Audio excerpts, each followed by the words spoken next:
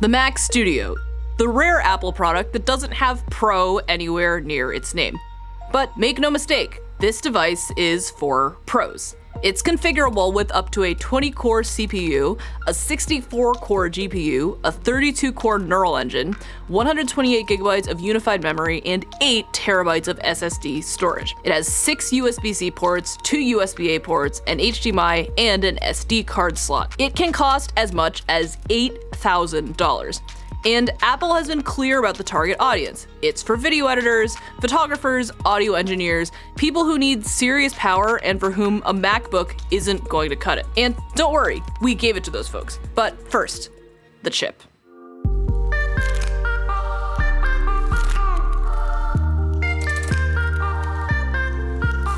There are basically 2 Mac Studio models you can buy, and they're pretty far apart in price. One starts at $19.99 and it includes the M1 Max. Apple announced this chip last year, and it's one of the most powerful CPUs you can get, but for the past year it's only been available in one machine, the MacBook Pro. Apple has finally put this chip in a desktop system, the Mac Studio, which is exciting news in itself. But we have the more expensive Mac Studio that includes Apple's brand new M1 Ultra, and this one starts at nearly $4,000.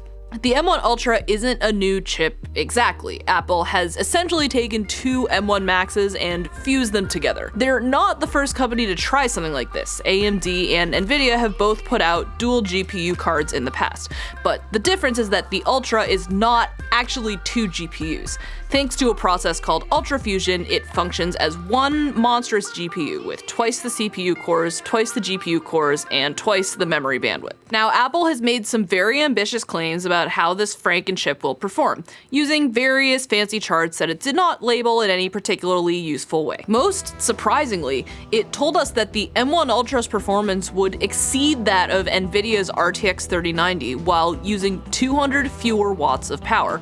But as we learned last year with the M1 Pro and M1 Max, Apple's lofty graphics claims don't always pan out the way Apple says they will. So we set out to verify just how powerful this thing actually is. So the configuration that we have here has a 64-core GPU, 128 gigabytes of RAM, and 2 terabytes of SSD storage. This is basically the most powerful Mac Studio you can buy, and it's going to cost you $6,199. Now, I could run thousands of Google Docs on this and be very happy, but the reality is that I'm not at all the target audience for this device. So I carried this 8-pound computer around the Verge office. I plopped it down on various people's desks, and I watched them work. You know, as you do. No proxies, y'all. No proxies. Full res playback. Only, okay? Because that is the goal and the dream. What up, buds? Becca Versace, video director here at The Verge. My name's Andrew Marino. I am a podcast producer, audio engineer at The Verge. What's up, everyone? I'm Alex Castro, illustrator at TheVerge.com. I'm the lucky Verge employee that gets to use the $17,000 Mac Pro that we purchased and reviewed a few years ago. It's got a 3.2 gigahertz 16-core Intel Xeon W processor, 2 Radeon Pro Vega 2 graphic cards, 96 gigabytes of RAM, and 1 terabyte SSD. And on paper, it is a total beast, but in everyday use, I find it to be pretty laggy, especially in Adobe Premiere. Disappointed! So since I started my career, I've mostly been using MacBook Pros, almost exclusively. At home, I use a custom Frankenstein of a PC. It has an Intel i7 quad-core, 32 gigs of RAM, and a GTX 1080, and I have a 1070 in there. Sometimes I get to use it in certain softwares. All right, so this entire review you're watching, I decided to edit on the Mac Studio M1 Max and M1 Ultra. This project is over 500 gigabytes of footage. I shot on Sony FX3s at 422 10-bit, and y'all, I'm pretty impressed. Generating P files hella quick. Damn, okay. Check this out, y'all. Just kidding. It finished before I could show you. One of the things I was really impressed with was the oil brushes in Photoshop. Photoshop has this kind of graphics engine, brush engine, that calculates the wetness of certain paints and brushes, and it's supposed to blend different features of the brush, basically. On any other computer I've ever used, it's been super slow. You hope you get the effect that you want within 5 clicks, basically, or else you're chugging along and waiting for things to load. But with this, it was actually happening in real time. Something I've only ever seen happen in like Procreate on the iPad Pro. I'm usually running multiple programs for podcasting at the same time, and that's where I see a lot of slowdown in my computer. So what I've noticed with the Mac Studio is I wasn't even thinking about, is this gonna slow down my computer? Is this taking too long to export? It all just kind of worked. So having a machine like this in my daily process would change everything, I feel like, especially stuff like the Photoshop brushes actually working. Like that's a whole feature set that's very hard to utilize in Photoshop unless you have a really good machine. And if you just had something like this, you could focus on quality over trying to save performance all the time. But performance isn't even the best part about this computer. No. If you're coming from the Mac Pro, you certainly have this dongle on the top of it. It's an SD card slot. But buds, this right here, look at this. Look at this. Look at this. Look at that. I'm tempted to say thank you, Apple, but come on. That was a huge miss on the Mac Pro. Above all else, I have this iLock dongle that is USB-A that I need to plug in to a computer to run most of the software I'm using. So thank God it is on the Mac Studio. Here it is rendering a graphic in After Effects side by side with the 2019 iMac with the Core i9. Even to an amateur like me, the Mac Studio looks blazing fast. I asked all these creators for the biggest improvements they saw over their current systems, and they basically all said everything. Exporting, rendering, scrubbing, brushes, across the board, the experience was incredible. Our creators tried both the M1 Ultra and the M1 Max, and the general consensus is that the M1 Ultra was a bit faster, but it didn't necessarily feel $3,000 faster, and it certainly didn't feel twice as fast. These are both extraordinary chips, and while people loved using the Ultra, everyone did feel that the Max would also be sufficient for their current work. A big part of that is that Adobe's Creative Suite is running way better on Apple's systems now than it ever has before. Premiere, Photoshop, Lightroom, and Media Encoder are all running natively on Apple's silicon. And we're finally able to combine the absurd power of Apple's chips with editing software that's designed to run really well on them. The other huge benefit the Studio has over a MacBook is its massive Studio display, and I know someone who has a lot to say about that. I am one of the many display nerds here at The Verge, and I was really excited to dive into the Studio display, which is basically the only other 5K display on the market right now, besides the old and finicky LG Ultrafine. We have 2 Studio displays, the standard $1599 model and the $1899 model with Apple's nanotexture matte glass, which I will say smudges at the slightest provocation. Both have the stock stand. Adding height adjustment costs another $400 for some reason. Unfortunately, there isn't much to nerd out with on the display itself. It is very similar to the 27-inch iMac display that Apple sold for years and only just discontinued with the introduction of the whole Mac Studio line. The Studio display is the same 27-inch size, the same 5120 by 2880 resolution, the same 218 pixels per inch, the same 60 Hz refresh rate, and the same standard single-zone LED backlight.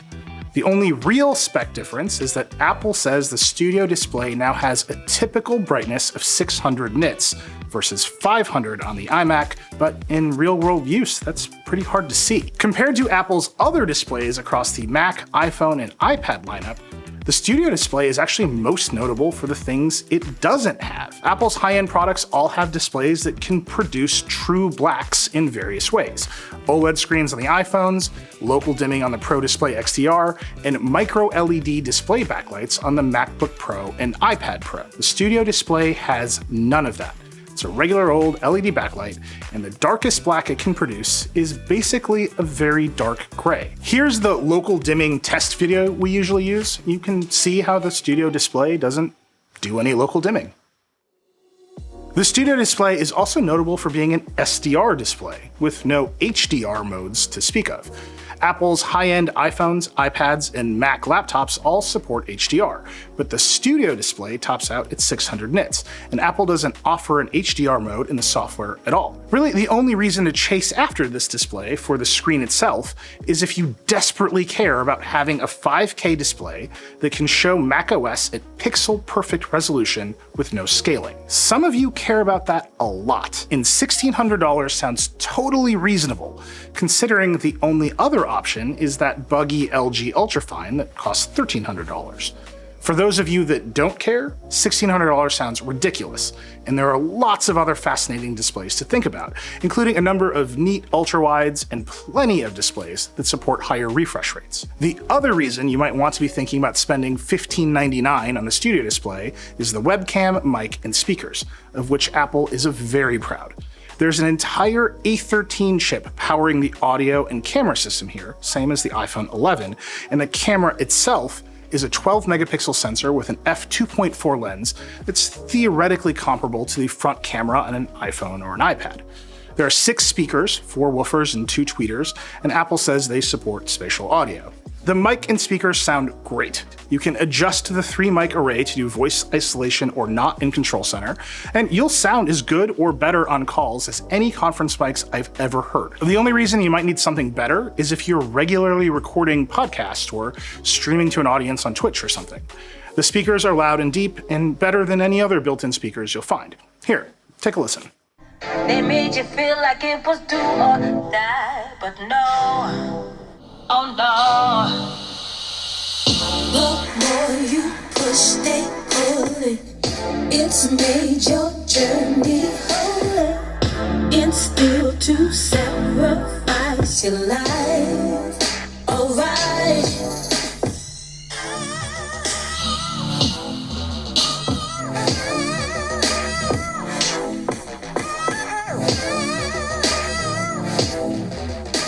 The bad part is that I have no idea what's going on with this webcam.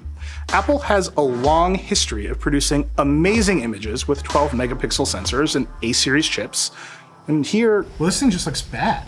Actually, it looks bad in great light, like we have now, and downright miserable in low light. I've tried it on the Mac Studio and on my MacBook Pro running macOS 12.3, and no matter what, it produces grainy, noisy images with virtually no detail.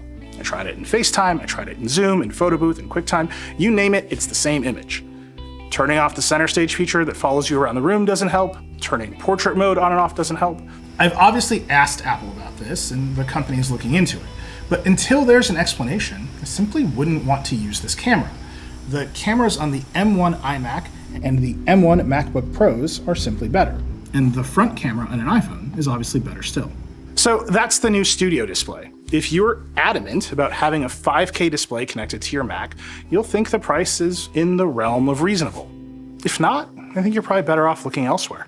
Hey everybody, it's Nilay. I'm coming at you from the Studio display the night before the review. This is the mic, this is the camera. It's still pretty sunny outside. I'm sitting in front of a window, and this is what it looks like. Now, through the course of the review, I've been asking Apple, what's up with this image quality? And just now, the night before the review, the company sent along a statement. I'm going to read it to you. We looked into the images you shared and discovered an issue where the system is not behaving as expected. We'll be making improvements in a software update. That's it. No timeline on when that update might arrive, no details on what it might improve. Now, the rule at The Verge has always been we review what's in the box. We can't take into account the promise of a potential software update in the future. We just look at what we got. So when that update comes out, we'll let you know. But for now, this is what this webcam looks like. Apple, in its keynote, claimed that the M1 Ultra would outperform NVIDIA's RTX 3090, the most powerful consumer desktop GPU on the market today. And I'm gonna be honest, I have no idea where Apple is getting that. We ran Geekbench Compute, which tests the power of a system's GPU on both the Mac Studio and a gaming PC with an RTX 3090, a Core i9-10900, and 64 gigabytes of RAM.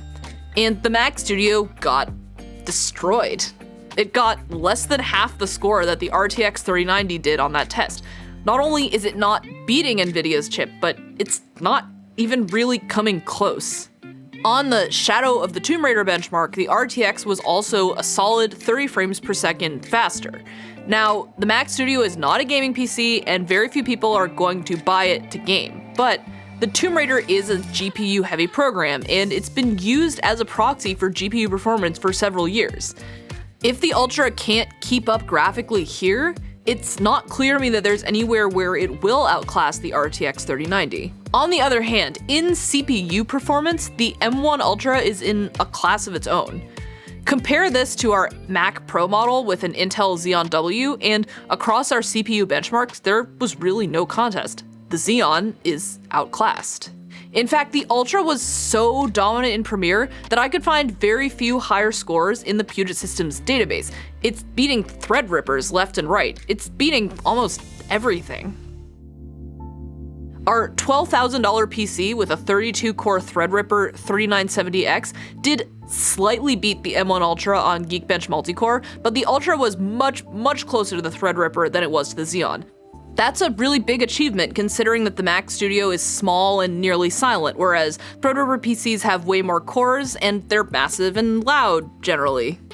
Part of this is that in CPU tasks, the M1 Ultra really is about twice as powerful as two M1 Maxes. On the multi-core benchmarks in Cinebench and Geekbench, the M1 Ultra was consistently getting double the scores of the M1 Max. Now, a double benchmark score doesn't always translate to double the performance in the real world. We ran a bunch of benchmarks in Python to simulate scientific use cases, and on almost every one, the Ultras and the Max's scores were very similar. And while the Ultra did outperform the Max in every real-world task we ran, it wasn't doubling its scores. There are clearly some bottlenecks here that aren't just based on throughput. At the end of the day, Mac Studio is still a full system with RAM, storage, and I/O, not just a chip. Apple also said that the Mac Studio would be able to support up to 4 Pro Display XDRs and a 4K TV at once. I couldn't find 4 Pro Display XDRs, but I did plug in 1 XDR, 2 studios, 1 4K Dell monitor, and a TV. It was very confusing, but it did work. So if you have 4 monitors and a TV lying around, that option is on the table. So I'm sure people are wondering whether the M1 Ultra is worth the upgrade over the M1 Max, and here's my honest answer. The Ultra is faster, but the difference won't be massive unless you are consistently running well-threaded workloads that scale to every available CPU core. Everyone else will need to decide how much a small performance improvement is worth. Ultimately, the professionals here saw it as a benefit, but not an essential upgrade. So, what are the drawbacks here? The most obvious one is the price. This thing, as configured, is over $6,000, and that's a lot. But compared to the $17,000 Mac Pro we have, it's still a hell of a deal. The Mac Studio is faster than the Mac Pro, it's smaller, it has a better port selection, it uses far less power, and it's a fraction of the price. And there's also the matter of the GPU. If you want to play graphically intensive games or you're running a heavy computing load that relies on a heavy-duty GPU, the M1 Ultra is not the obvious choice. The scores it put up on those sorts of tasks were not particularly impressive. These are all very legitimate reasons that the Mac Studio won't be the right computer for all kinds of people. Personally though, after having used the thing, I can't bring myself to care about them all that much. The most impressive thing about this product to me is that everything works. The Verge has been reviewing Apple computers for the past decade, and in many of those reviews we've said things along the lines of, "This is a nice computer, but the software isn't ready." That was what we said about the Mac Pro back in 2020. It seemed to work fine, but the Adobe Creative Suite wasn't optimized for it, and people were turning over all sorts of glitches that broke their workflows.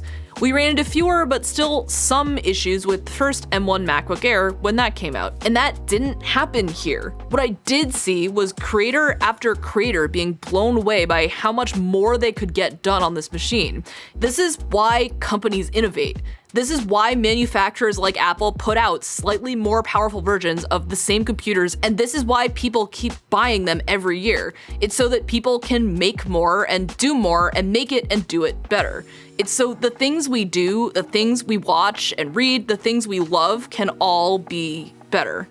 Ultra Fusion is not a kooky new idea that Apple is wasting our time with. Companies have been trying to mush 2 GPUs into one for over a decade, and Apple finally did it. This computer is a historic achievement, but perhaps more importantly, the M1 Ultra is a glimpse at the future, because we all know that at some point there's another Mac Pro coming, and I'm quite excited to see what Apple's silicon can do in a truly high-end system. Can I just say one more thing? Apple keeps calling displays like this edge to edge, but y'all, there is a ½ inch of bezel here. I'm looking right at it. A ½ inch of bezel. Now, I care about you, and I know you're excited, but this has to stop. Words have meanings.